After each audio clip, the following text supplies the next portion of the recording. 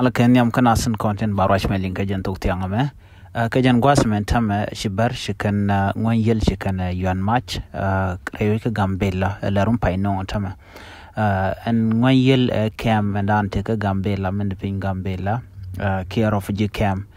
no shibar shikana makten kan la no kane di shana ko ki kane di shamo ko bodo shala na je no tama shi re ka macha to kan wini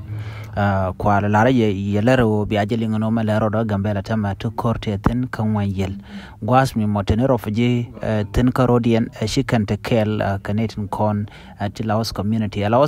den chala barkan kuna la ma ko ne sinamen ngayen no ne kon chala nyak terrorist kanetin molla kan wala kan kana kan gwas shikan ga jekten akana gorne den content tel make chirodian long chiga jikem ga tel mananga ten kaname agenda le rodan tamano bi anga jeno shibar shikana makan wanyel no biaja goron biya nyo ne ko kien ka tari ko chiro la ren tamaka gambela biya yaden wini ke bayanat biya la ler ko mandan le rode ka gambela kan wanyel ndanan kulela refugee camp ente tarpa gambela take camp na tungwan yel te ten la tarpa poinde ke jawa ke pinyidu janano